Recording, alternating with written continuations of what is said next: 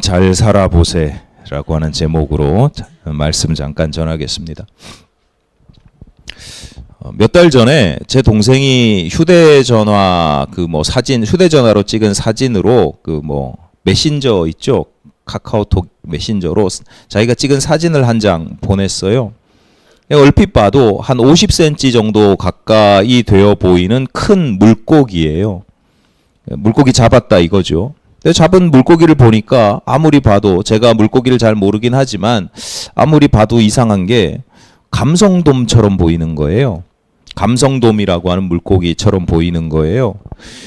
제 동생이 낚시를 취미로 하는데 막 심하게 중독된 정도는 아니고, 그냥 일 없으면 바람 쐬러 바닷가에, 동해안 바닷가에 차를 타고 가서 해안 있잖아요, 해안 모래사장에서 멀리 낚시를 던져요.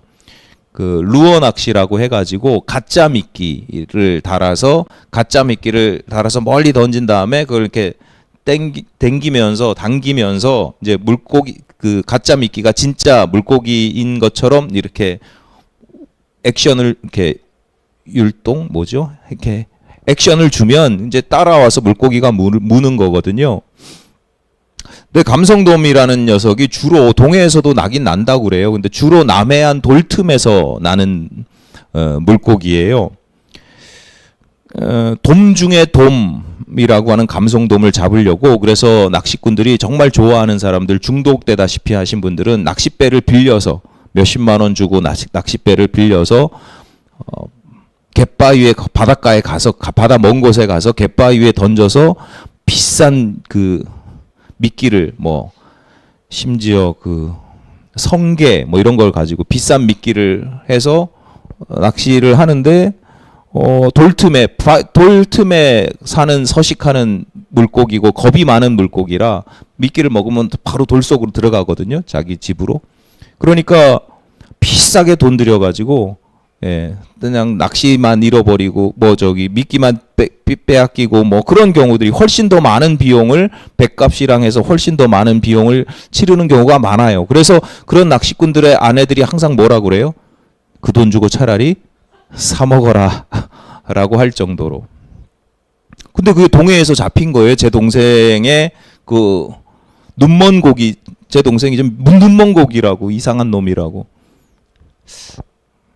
어쨌거나 근데 대물이고 50cm 가까이 되니까 헤아려 보진 않았지만 값으로 따지면, 얼핏 잡아도 값으로 따지면 한 몇십만 원은 하는 고기거든요. 그러니까 그 사진을 보내주니까 제 마음이 어떠겠어요? 아깝죠. 동생이 형을 위해서 조금만 수고하면 회를 탁 떠가지고, 회를 잘게 뜨지 말고 필렛으로 이렇게 한 통으로 이렇게 오롯이, 일본 말로 오롯이라고 그러는데, 통으로 이렇게 딱 떠가지고, 딱 요즘은 얼마나 좋아요. 택배도 잘 되고 아이스박스에다가 딱 해가지고 보내면 형이 잘 먹을 텐데, 제가 특별한 음식에 욕심이 있는 건 아니고, 평소에 막 먹고 싶어, 못 살겠다 이러는 것도 아니고, 그냥 아깝잖아요. 이왕 잡았는데 이럴 때가 아니면 언제 그런 물고기를 먹어보겠어요. 동생을 아무리 꼬셔도 이미 소용이 없어요. 그 소용이 없는 이유가, 첫 번째는 이미 방생을 했고. 네. 근데 그럴 줄 알았어요. 그 전에도 몇 번 사진을 보내서 제가, 야, 좀 보내라. 형 이거 맛없어. 이거 너 귀찮아. 언제 내가 이걸 하고 있어. 안 된다는 거예요. 동생은 낚시를 취미로 하는 데 있어서 가장 중요한 이유가 그냥 잡는 게 재미있는 거예요. 동생은 항상 잡아서 방생을 해요. 근데 잡은 생선 중에 방생하지 못하는 생선도 있어요. 그러니까 잡자마자 죽는 생선들이 있거든요. 삼치 같은 거는 그럼 어쩔 수 없이 먹거나 동네 어르신들 나눠드리고 하지, 그걸 자기가 굳이 먹기 위해서 잡는 게 아니에요. 생활 낚시로 하는 게 아니라서 그런 걸 오히려 손질하고 조리하는 걸 매우 싫어하고 힘들어하고 불편하고, 자기는 그게 낚시하는 게 아니에요. 근데 제 입장에서는, 야, 내가 바닷가에 있으면 맨날 고기 잡아서 그거 먹겠다. 제 입장에서는 아깝죠. 저와 동생은 세상에 딱 둘밖에 없는 형제입니다. 같은 어머니 뱃속에서 나와서 똑같이 물론 제가 형이라서 좀 더 사랑을 받으면서 살았지만 동생은 좀 불쌍히 여김을 받으면서 살았거든요. 자랐거든요. 어쨌거나 같은 배에서 태어났는데 가치관, 성향, 기질, 재주 완전히 달라요. 심지어 저는 까맣고 동생은 하얘요. 피부가 완전히 달라요. 제가 동생이라면 이왕 잡은 물고기 식재료로 조금 수고하면 다듬어서 식재료로 삼으면 얼마나 좋아요. 손님들 내가 안 먹어도 냉동실에 잘 얼려놨다가 손님 오면 식사 대접할 수도 있고 좋아하는 사람들한테 선물을 보낼 수도 있고 고마운 분들한테. 저한텐 그게 의미가 있거든요. 늘 말씀드리지만 저희 어머니가 저에게 음식으로 사랑을 표현하셨기 때문에 그거 아깝기도 하고, 근데 동생은 살아있는 생선을 낚아 올리는 재미가 최고이고 그 순간에 자신의 인생에 어떤 활력을 느끼는 거죠. 일이 없을 때 낚시를 잡아 올리면서 그게 자기 인생의 아주 중요한 가치인 거예요. 그걸 잘 알기 때문에, 서로 다르다는 걸 잘 알기 때문에 제가 동생에게 더 이상 잔소리를 하지 않아요. 한두 번 아쉬워서. 그리고 또 그런 소리를 해줘야 얘가 이게 귀하구나라고 기분 좋아하죠. 잔소리 하지 않아요. 동생은 동생의 가치관이 있고 저는 동생이 행복하기를 바라는데 자기 나름의 나와는 다르지만 행복한 삶을 살아가는 방법을 스스로 알고 그냥 살아가는 거죠. 게다가 무슨 대단한 나쁜 짓을 하는 것도 아니잖아요. 제 자신도 마찬가지죠. 제가 음식 재료나 음식에 대해서 지나치게 욕심을 가지고 있다면, 그래서 집착을 한다면 그건 문제지만 그게 아니고 이왕 생긴 거 이왕이면 잘 활용하면 좋겠다라고 하는 건 제 나름대로의 제가 건강하게 제 인생을 건강하고 행복하게 살아가는 방식 중에 하나죠. 그러니까 동생이 보내주면 고맙고 보내주면 하나님의 은혜겠지만 아니라도 크게 아쉽거나 아깝긴 하지만 그게 그래서 절대 안 되는 일이야. 너는 어떻게 동생이 돼가지고 형이 그렇게 원하면 한 번쯤 보내줘야지. 절대 그럴 일이 아니다. 보내주면 좋지만 아니어서 좀 아쉽지만 아깝지만 동생이 행복하고 건강하게 잘 살아가는 모습만 확인하는 것으로도 감사한 일이고 그게 하나님의 은혜인 거죠. 만약에 동생이 일이 없다고 바닷가에 가서 낚시를 하는 게 아니라 매일 술에 빠져가지고 술이나 퍼마시고 혼자 사는데 그리고 형 이건 내 행복이야. 내 인생 내 맘대로 살겠다는데 이런다고 하면 문제죠. 그런데도 형이 잔소리를 안 하면 듣든 안 듣든 잔소리를 안 하면 그건 형의 문제지만 그게 아니잖아요. 낚시에 중독이 돼서 가산을 탕진한다거나 본업을 안 한다거나 그러면 잔소리를 해야죠. 그건 위험한 거니까 당연히 말려야 합니다. 제 자신에 대해서도 마찬가지죠. 동생에 대해서 과도하게 집착을 하거나 요구를 하거나 욕심을 부리거나 너무 안타까워서 어쩔 줄 몰라 하거나 속상해하면 문제지만 그게 아니라면 각자의 방식대로 행복을 추구하는 것이고 가치관을 실천하면서 살아가는 겁니다. 신앙생활도 마찬가지입니다. 예수 믿는 성도들이 모든 성도들이 동일한 모습으로 획일적인 신앙생활을 하는 것은 바람직하지가 않습니다. 자신이 보다 중요하게 여기는 더 다양한 가치들을 서로 추구할 수 있는 거죠. 어떤 성도는 성경의 말씀을 깊이 헤아리면서 깊이 성경의 말씀 속에 깊이 침잠하면서 그 뜻을 다 깨달을 때, 뭐가 번개가 치듯 머릿속에서 팍 울릴 때, 그럴 때 행복을 느끼는, 은혜를 받는 그런 성도가 있는가 하면, 어떤 성도는 찬양을 하면서 열심히 찬양을 하면서 그러면서 은혜 받는 성도도 있죠. 깊은 기도와 묵상에 잠길 때 은혜를 느끼는 경우도 있습니다. 조용히 기도하는 것을 선호하는 성도가 있는가 하면 통성과 방언으로 내 모든 에너지를 다 쏟아 부으면서 하나님 앞에 간절히 갈급히 기도할 때 그런 기도를 더 선호하는 그런 경우도 있습니다.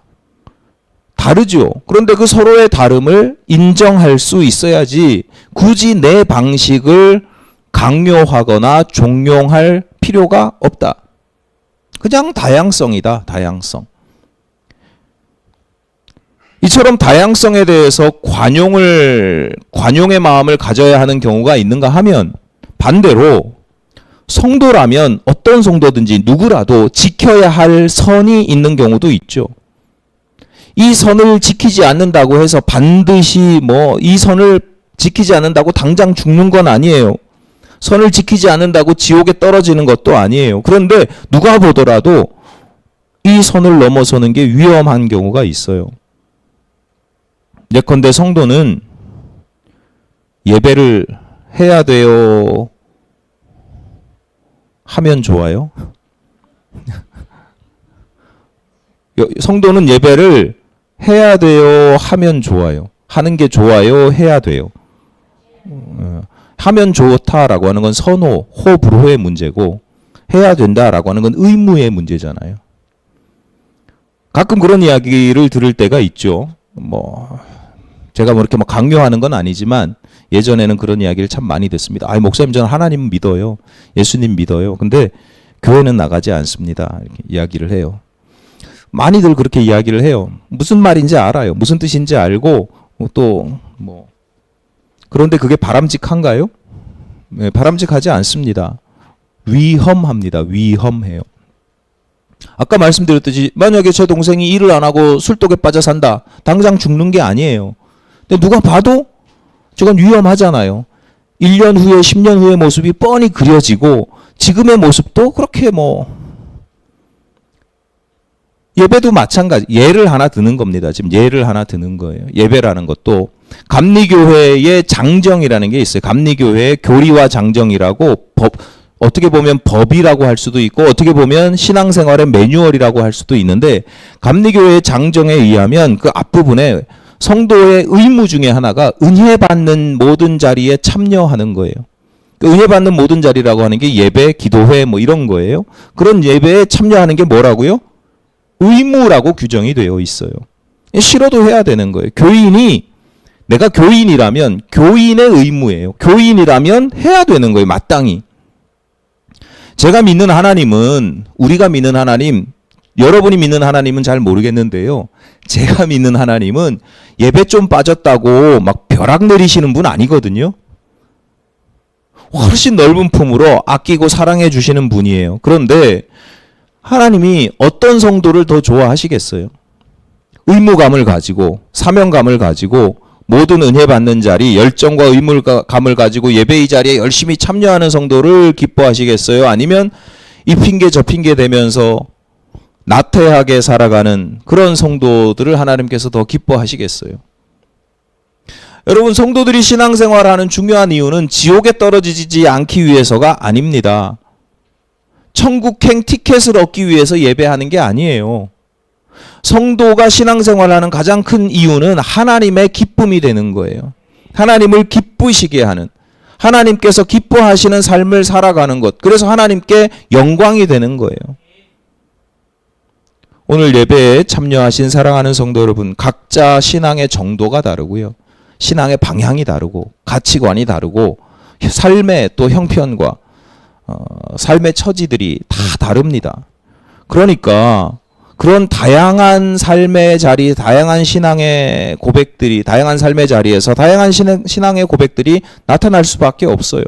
그 다양성을 분명히 존중해야 되고 그런 다양한 고백이 서로 존중받으면서 함께 조화를 이루는 곳이 건강한 교회예요. 너 왜 나랑 달라? 이게 아니에요. 다른 사람들이 함께 조화를 이루고 잘 어울려서 저 사람이 못하는 걸 내가 해주고 내가 못하는 걸 저 사람이 해주고 이게 건강한 교회입니다. 2025년도에 우리 교회가 서로 더욱 존중하고 관용하시기를 바랍니다. 자, 그러면 서로 다른 것만 존중하느냐? 앞서 말씀드렸듯이 그럼에도 불구하고 지켜야 할 선이 있다. 그렇게 말씀을 드렸습니다. 지난 송구영신 예배에서 오늘 본문의 바로 앞 두 구절을 본문 말씀으로 설교 말씀을 드렸어요. 다시 한번 보시겠습니다. 세월을 아끼라 때가 악하니라. 그러므로 어리석은 자가 되지 말고 오직 주의 뜻이 무엇인가 이해하라. 그 세월을 아끼라. 아낀다가 무슨 뜻이라 그랬어요? 돈을 주고 산다. 돈을 주고 살아. 흘러가는 대로 두지 말고 돈을 주고 사라고 하는 것은, 낚시를 해서 고기를 낚으라라고 하는 것은 그 세월을 내 것으로 만들어라. 그러니까 생각이 없고 가치관이 없는 그런 동물들처럼 본능이나 습관을 따라 살아가는 게 아니라 자기 인생을 살아라. 내가 주체적인 자기 인생을 살아야 된다. 근데 이렇게 말씀을 하시는 에베소 교회에 바울이 이렇게 말씀을 교훈하시고 권면하시는 중요한 이유 중에 하나가 뭐냐면 우리가 살아가는 세대가, 이 시대가 악하기 때문이다. 그래서 우리로 하여금 정신을 못 차리게 만든다는 거예요. 내 인생을 의미 있는 삶, 가치 있는 삶, 이런 삶을 살아가지 못하도록 세속적인 가치관에 물들도록, 그래서 그냥 세속적인 가치관의 본능에 따라 습관에 따라 살아가게 한다. 당장에는 내가 돈 많이 벌고 내가 뭐 재밌는 일도 하고 취미 생활도 하고 이게 재미있고 보람도 있는 것 같지만, 그러나 정말 성도들에게 중요한 건 하나님의 나라. 여러분, 마지막 때에 하나님 나라 앞에 섰을 때 여러분이 지금 버는 돈을 가지고 가셔요? 아니잖아요. 여러분, 하나님 나라에 딱 섰을 때, 하나님, 제가 세상에서 열심히 노력해서 박사학위도 받았는데, 하나님, 제가 세상에서 이것 이루었는데, 명예가 있는데, 인기가 있는데, 이런 지식이 있는데 그런 것들이 남겠어요? 전 젊은 시절에 일찍 죽는 게 하나도 무섭지 않았거든요. 근데 요즘은 조금씩 아까워져요. 뭐 왜 아까워지냐면 아는 게 좀 많아졌어요. 이제 좀 뭘 알 것 같아. 이게 뭐 성경 말씀도 그렇고 사람들과의 관계도 그렇고, 하다못해 음식을 조리해도 이렇게 하면 더 맛있네? 뭐 이런 걸 이제 좀 알 것 같은데, 갈 날이 얼마 안 남았다고 생각하면 좀 아쉬워요. 하나님 나라 앞에 섰을 때 내가 알고 있는 그런 지식, 하나님, 제가 50년 살면서 그 중에 뭐 30년을 제가 이렇게 노력해서 이것 좀 알았어요. 이게 하나님 앞에 드릴 만한 게 돼요?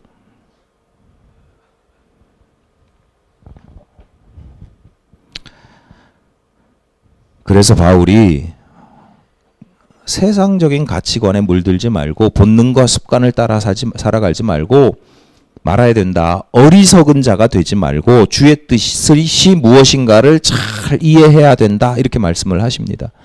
어리석은 자가 되지 말라라고 하는 것은 지혜로워야 된다, 이런 뜻이에요.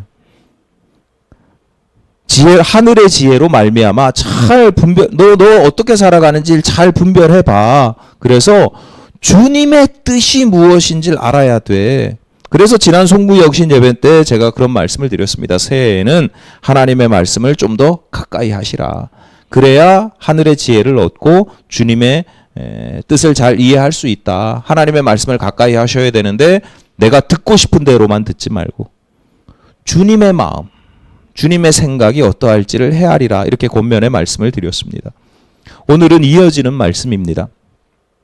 바울은 그러면 우리가 세월을 아끼는 방식으로, 내 인생을 살아가는 방식으로, 마지막 하나님 나라 앞에 섰을 때 내가 하나님 앞에 무엇인가를 드릴 만한, 내 인생을 제대로 살았다 하는 방식에 대해서 구체적으로 한 3가지 정도를 구체적인 예를 들어서 말씀을 하시는데, 그 말씀을 3가지 정도로 구분을 해서 말씀을 드리겠습니다. 첫째는 성령으로 충만함을 받으라고 말씀을 합니다. 18절입니다. 함께 읽겠습니다. 시작. 술 취하지 말라. 이는 방탕한 것이니 오직 성령으로 충만함을 받으라. 이야. 제가 느끼는 이 말씀의 이 뉘앙스하고 여러분이 다 이렇게 말씀을 들었을 때 어떨까를 제가 알아야 되는데 그걸 잘 모르겠어요. 성령으로 충만함을 받으라 그러면 한번 해볼 만해 이런 생각이 드세요? 아니면 저건 특별한 사람들의 이야기야 뭐 이런 생각이 드세요? 잘 모르겠어요. 제가 가끔 듣는 이야기 중에 그런 이야기가 있습니다. 목사님, 성경에 술 취하지 말라고 했지 술 마시지 말라고 한 적 없지 않습니까? 이런 이야기를 듣곤 해요. 맞아요, 틀려요? 맞아요. 성경에 술 마시지 말라 이게 아니고 술 취하지 말라 그랬어요. 오늘 본문의 말씀도 마찬가지예요. 오늘 본문의 말씀이 술 마시지 말라 이런 뜻이 아니고 술 취하지 말라 이런 뜻이에요. 그러면 술만 안 취하면 돼요? 계속 말씀드리잖아요. 때가 악해서 우리로 하여금 취하게 만드는 것들이 굉장히 많아요. 근데 본인들이 취한 줄 몰라요. 한 몇 달 된 것 같아요. 언젠지 모르겠는데 제가 병원에서 무슨 의사 선생님하고 진료를 받고 있는데 의사 선생님 앞에 있는데 제가 휴대전화로 전화가 오거나 문자가 오면 제가 차고 있는 시계로 이제 알림이 와요.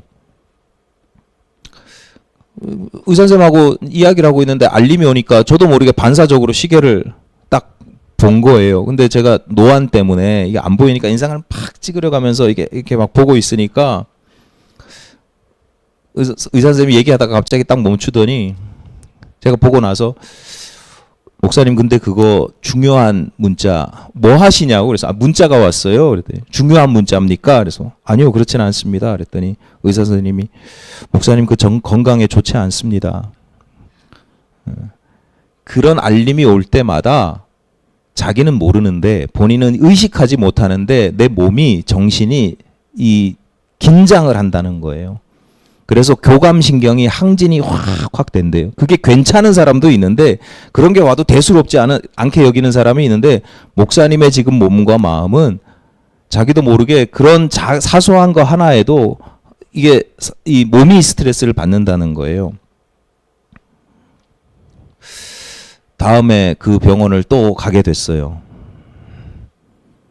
제가 시계를 그 선생님은 시계 웬만하면 하지 마시라. 그런 거 하지 마시라.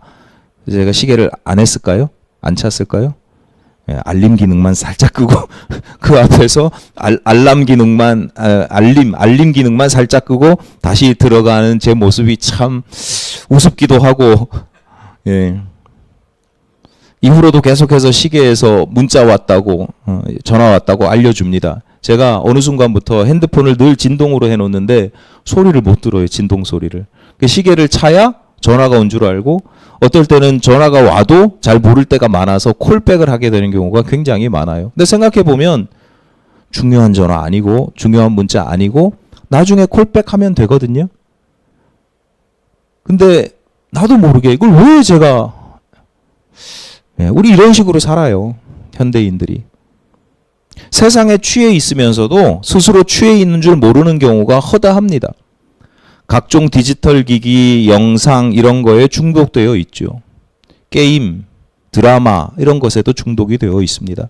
뉴스, 하루라도 뉴스를 안 보면 답답해지는 경우도 있고요.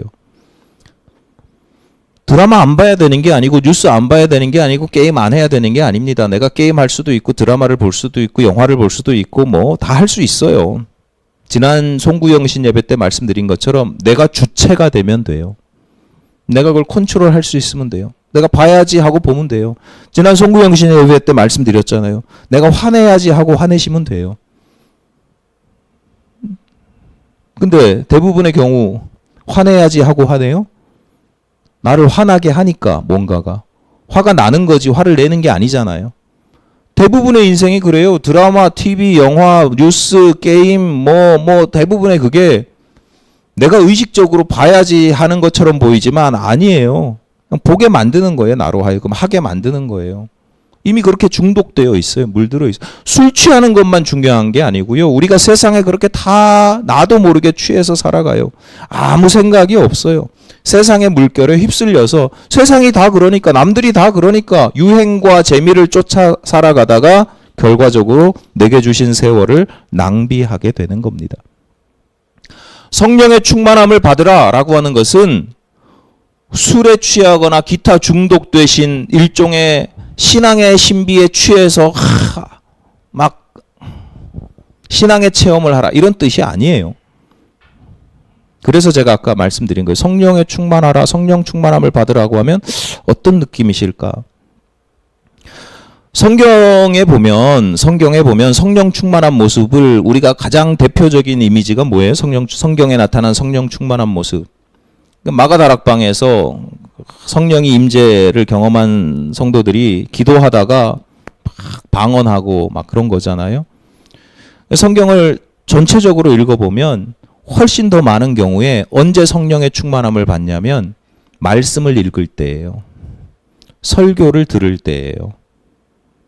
설교가요, 옛날로 이렇게 교회사를 공부를 해보면 옛날로 올라갈수록 설교가요 얼마나 재미없는지 몰라요. 얼마나 어려운지 몰라요. 카톨릭에서는 설교도 없었어요. 여러분, 제가 하는 설교가 때로는 어려울 수도 있고 재미없을 수도 있는데 감사하셔야 돼요. 여러분, 100년 전, 200년 전에만 태어나도 500년 전에 태어나도요, 예배 시간에 설교가 어디 있어요. 앉았다 일어났다 앉았다 일어났다가 성체 받고 끝나고 뭐. 포도주도 못 마셨어요. 성도들은 사제들만 마시고, 나쁜 사람들. 성령의 충만함을 왜 말씀을 읽을 때 또는 말씀을 들을 때 성령의 충만함을 받냐면, 성령의 충만함이 갖는, 제가 이제 아주 단순하게 말씀드리는 거예요. 성령의 충만함이라는 것은 아주 단순하게 말씀드리면, 성령의 충만함을 받으면 나타나는 아주 대표적인 현상이 뭐냐면 하나님의 뜻을 잘 헤아려 알게 되는 거예요. 그러니까 저 사람 성령 충만한 사람이야 라고 할 때 무슨 막 투시의 은사가 나타나고 예언의 은사, 예언도 다르지만 어쨌거나 뭐 뭔가 막 신유의 은사가 나타나고 막 방언으로 기도하고, 그게 아니고요. 성령 충만한 사람의 아주 가장 큰 특징은 뭐냐면 하나님의 말씀을 잘 이해하는 거예요. 주의 뜻이 무엇인지를 잘 이해하게 되는 거예요. 하나님 더불어서 그 하나님께서 주신 그 뜻, 하나님께서 알게 하신 하나님의 뜻대로 살아갈 수 있는 능력이 생기는 게 그게 성령의 충만함이에요. 여러분, 왜 세월을 낭비해요? 왜 주체적으로 내 인생을 즐기거나 가치 있는 삶을 살아가지 못하고 왜 끌려다니고 중독되어서 살아가요?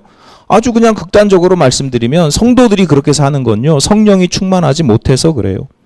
하나님의 뜻을 알지도 못하고 하나님의 뜻을 알아도 그 뜻대로 순종하며 살아갈 수 있는 능력과 의지가 부족하기 때문에 이렇게 살면 안 되는데 하면서도 첫 번째는 하나님의 뜻을 모르기도 하고 알아도 그냥 따라갈 의지와 능력이 없는 거죠. 그래서 바울이 이야기하는 겁니다. 성령 충만하라. 술 취하지 않는 게 중요한 게 아니라 성령이 충만하면, 하나님의 뜻을 알고 그 뜻대로 살아갈 수 있는 힘이 생기면, 그러면 세상의 그 어떤 것이라도 취하지 않을 수 있게 되는 것입니다.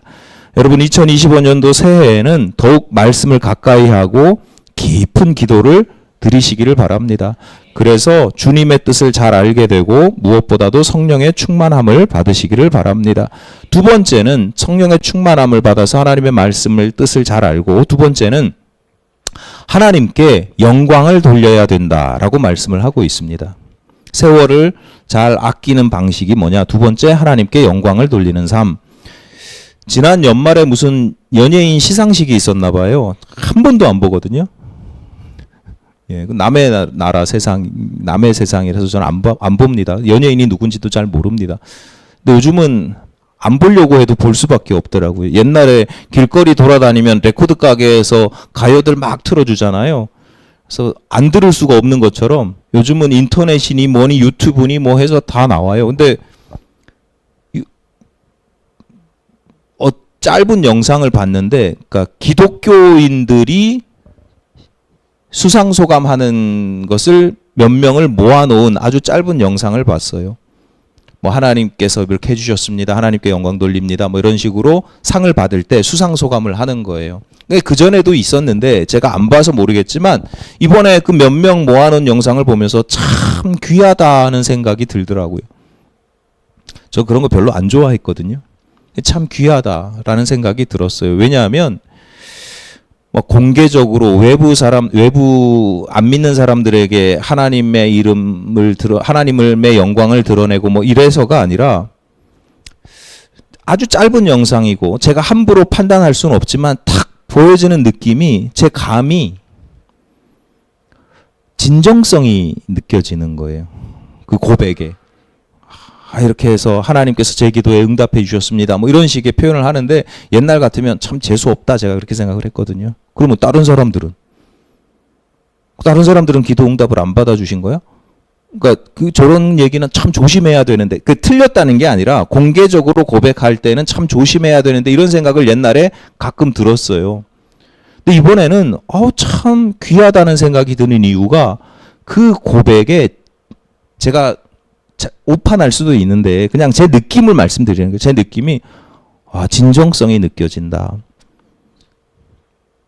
무슨 교회에서 배웠기 때문에 저렇게 하는 게 아니라 뭐 선배들을 따라서 학습된 대로 그냥 따라 흉내내는 게 아니라 저 사람의 신앙의 고백이 진짜로 담겨 있다는 느낌을 받겠더라고요. 진심으로 하나님께 찬양하고 진심으로 하나님께 감사하는 것처럼 느껴졌어요. 그래서 그 짧은 영상이지만 하나님께 영광 돌립니다. 뭐 하나님께서 기도에 응답해 주셨습니다. 내 기도에 응답해 주셨습니다. 이런 짧은 이야기를 하는데 그 짧은 이야기를 하는 가운데 다양한 생각들이 드는 거예요. 저 사람의 지금 그 순간이 아니라 지난 1년, 2년, 3년, 5년, 10년 그동안 얼마나 하나님의 영광을 가리지 않으려고 얼마나 노력을 했을까. 그리스도의 덕을 세워가도록 얼마나 노력했을까. 얼마나 때로는 힘들었을까. 그 힘든 와중에 얼마나 간절히 기도하며 신앙을 지키며 또 하나님 믿음을 붙들고 살아갔을까. 이런 모든 것들이 그냥 다 보이는 거예요. 19절입니다.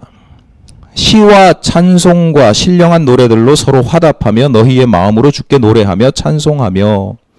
성도의 시와 찬미는 의무감으로 하는 게 아닙니다.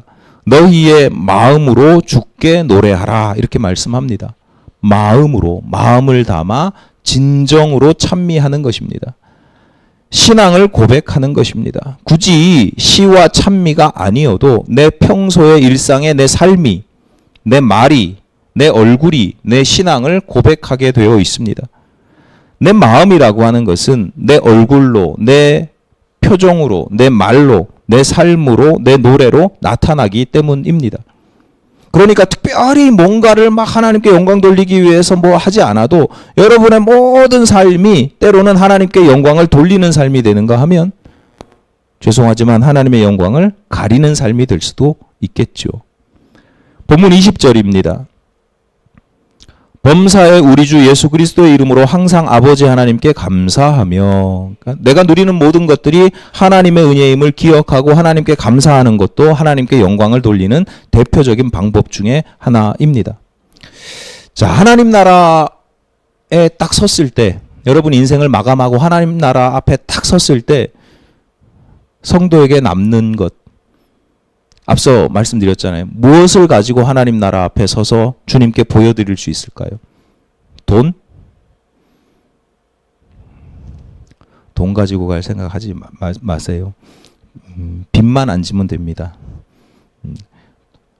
뭐 지식, 재산이 아니 명예, 뭐 지위 어떤 것도 가져갈 수 없죠.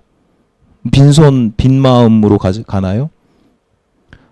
여러분 하나님 나라에 딱 섰을 때 하나님 앞에 섰을 때 드릴 수 있는 가장 중요한 것, 가장 대표적인 것이 뭐냐면 신앙의 고백입니다.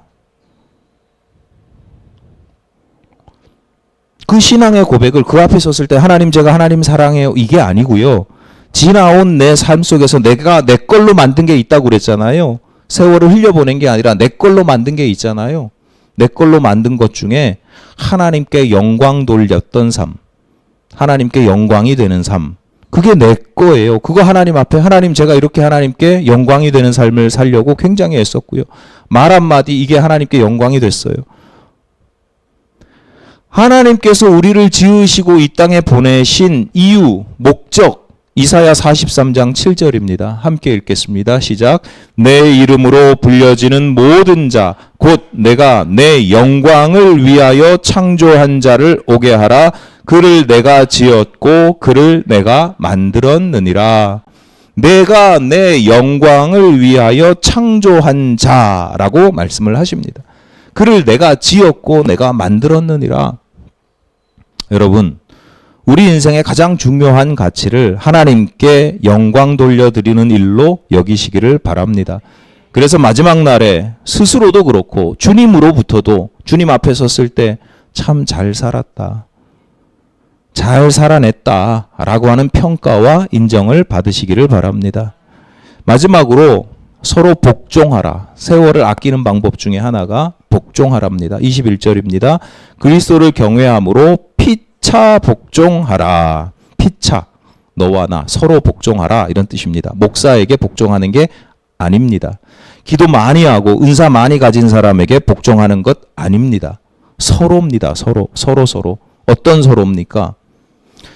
읽지는 않았어요. 본문이 길어져서 읽지는 않았는데 이어지는 내용이 그런 거예요. 남편은 아내에게 복종하라. 아니지. 아내는 남편에게 복종하라. 예. 아멘 안 하십니까? 아내는 남편에게 복종하랍니다. 남편은 아내를 지극히 사랑하라. 그리스도가 교회를 사랑한 것처럼 지극히 사랑하라. 자녀는 부모에게 순종하고, 부모는 자녀를 노엽게 하지 말고, 종들은 상전을 잘 섬기고, 상전은 하인들을 잘 돌봐라. 그때는 계급 사회니까 주인이 있고 종이 있던 시절이잖아요. 오해하지 마십시오. 아까 아내는 남편에게 복종하라 라고 했을 때 아멘 안 하신 이유를 알아요.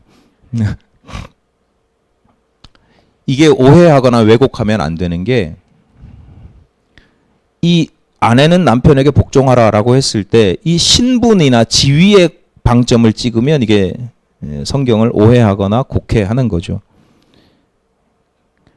그러니까 남편은 하늘이고 아내는 땅이니까 어디 남편한테 이런 게 아니에요. 그 신분, 남편이기 때문에 아내이기 때문이라고 하는 신분이나 지위의 뜻이 아니에요.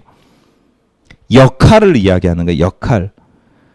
배우자로서의 역할이 있잖아요. 부모와 종의 역할이 있잖아요. 그러니까 부모와 자녀의 역할이 있잖아요. 상전과 종도 마찬가지로 역할이 있잖아요.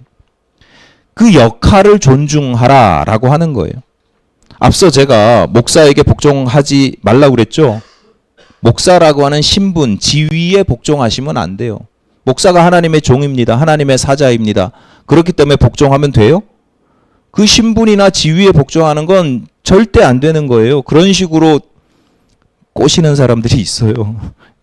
뭐 여러분들이야 그럴 리가 없겠지만, 목사라는 사람에게 복종하는 것은 저와 여러분이 함께 지옥불에 떨어지는 일입니다. 이게 절대로 안 되는 거예요. 그런데 목사가 전하는 하나님의 말씀에는 복종을 하셔야 되고, 그 다음에 이게 더 중요한 의미죠. 하나님의 말씀을 전하는 게 제 역할이잖아요. 목사로서의 역할이잖아요. 그 역할을 존중해야 된다는 거예요. 복종이라는 단어를 써서 좀 어색하고 불편하신데, 옛날이라 그래요. 옛날에 계급적인 이 가치관들이 많아서 복종이라는 단어가 들어가 있고 강조하느라고 복종이라고 되어 있는데, 조금 완화시켜서 표현하면 목사로서의 역할을 존중하고 인정해주고 순종하는 거예요. 따라주는 거예요. 모든 관계가 다 마찬가지예요. 저도 성도들을 존중하려고 해요. 아니, 누구나 다 그렇지만 성도들이 제 성에 차지 않을 때도 있을 거 아니에요. 여러분이 100점 만점인 성도들은 아닐 거 아니에요. 제가 여러분에게 100점 만점인 목사가 아닌 것처럼 여러분도 저한테 100점 만점 아니잖아요. 그래도 하나님께서 사랑하시는 아들이다, 하나님께서 사랑하시는 딸이다, 제 기준이 아니라 하나님께서는 사랑하신다. 더불어서 여러분의 역할들이 있습니다. 예를 들어서 여러분의 모든 역할 중에 하나가 뭐냐면 예배를 드리자. 예배자로서의 역할이 있잖아요. 전 예배를 인도하는 자로서의 역할이 있거든요. 예배를 드리는 자들이 없으면 예배를 인도하는 게 무슨 의미가 있어요? 그러니까 제 역할은, 예배를 인도하는 자로서의 역할은 예배를 드리는 자들이 있기 때문에, 예배를 드리는 역할이 있기 때문에 가능한 거예요.